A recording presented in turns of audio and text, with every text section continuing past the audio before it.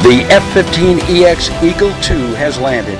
At a widely publicized naming and unveiling ceremony at Eglin Air Force Base, the U.S. Air Force's new tactical fighter was inducted into service, the newest of the iconic.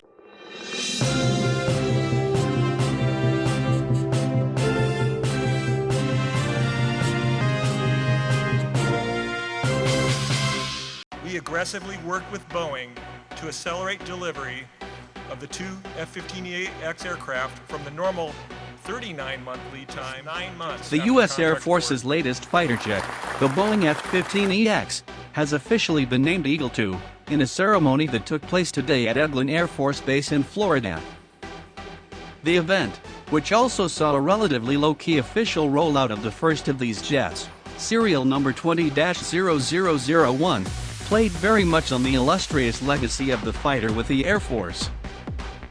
And the choice of name, which is bound to disappoint some, is no doubt intended to draw upon the type's unrivaled post-war combat record. The first F-15EX had been accepted by the Air Force on March 10 and, after being ferried from Boeing's St. Louis, Missouri, facility to Eglin, is now undergoing testing by the 40th Flight Test Squadron.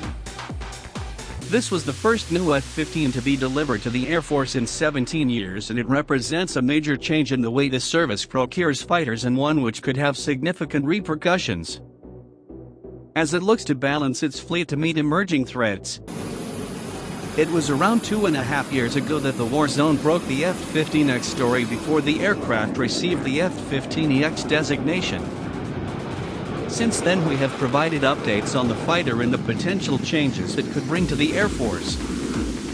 You can read much more on the topic by clicking here and here. Most recently, we reported on the official confirmation that the F-15EX is now also being earmarked for the carriage of new hypersonic weapons. News that was again indicative of the transformative effect that the jet could have on the Air Force. The service plans to eventually buy at least 144 of these aircraft to replace its aging F-15CD Eagles, and there have also been discussions about acquiring yet more of them to supplant its F-15E Strike Eagles, as well. During the naming and unveiling ceremony today, Lieutenant General Duke C. Richardson, the Military Deputy, Office of the Assistant Secretary of the Air Force for Acquisition, Technology, and Logistics, noted that 10% of the current F-15CD fleet is grounded due to structural issues, while 75% of the jets have exceeded their planned service life. With a 20,000-hour planned airframe lifespan, the F-15EX is likely to be around for at least half a century all in all. Pretty remarkable considering the original F-15 celebrates the 50th anniversary of its first flight next year. The newly named F-15EX will now continue its test program at Eglin, prior to service entry in an operational capacity. A second test jet, serial 20-0002, is in the final stages of production, with delivery to the 85th Test and Evaluation Squadron also planned for this month. The 40th Flight Test Squadron and the 85th Test and Evaluation Squadron will conduct developmental and operational testing simultaneously. Another 4 more jets are set to be handed over to the Air Force by the end of fiscal year 2023, if not before. Thereafter, the first jets are due to be delivered to the Oregon Air National Guard's 173rd Fighter Wing, the Air National Guard's main F-15CD training unit, based at Kingsley Field, in fiscal year 2024. The following year, the 142nd Fighter Wing, another Oregon Air National Guard unit, at Portland Air National Guard Base, is slated to become the first operational unit to fly the jet in fiscal year 2025. Responsible for 93% of all Homeland Defense missions, the Air National Guard will recapitalize all its F-15CDs with either F-15EX or F-35A jets.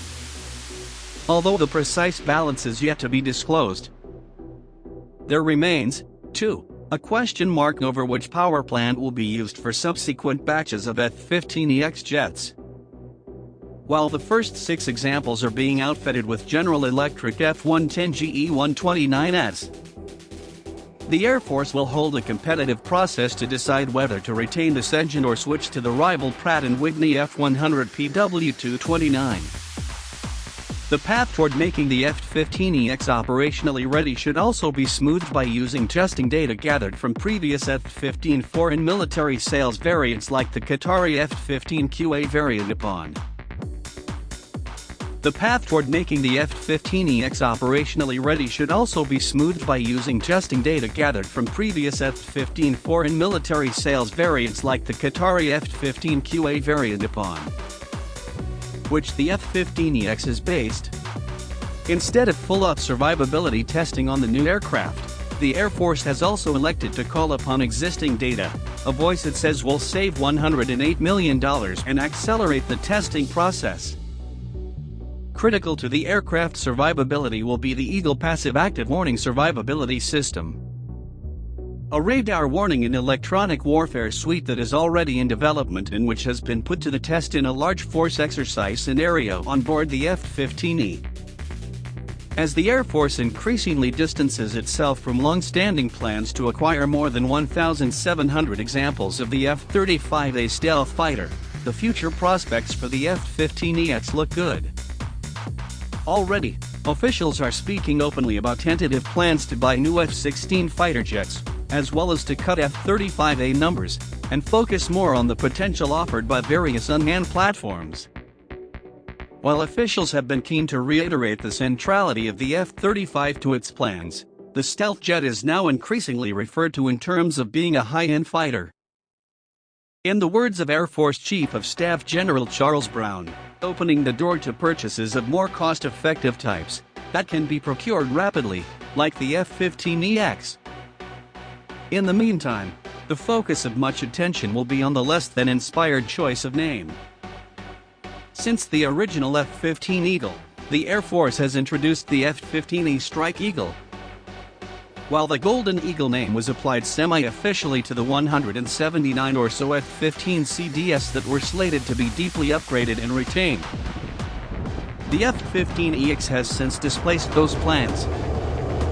Boeing, for its part, has pushed the Advanced Eagle name while marketing its latest F-15 iterations, of which the F-15EX is directly related. On the other hand, the two suffix follows recent trends with the F-35 Lightning II and Jolly Green II, the Air Force's next combat search and rescue helicopter. Looking further back, the A-10 Thunderbolt II also directly recalled a historic, albeit unrelated, Air Force type. Time will tell if the new name sticks, or if, like the F-16 Viper, those who fly and maintain the F-15EX use a different nomenclature altogether.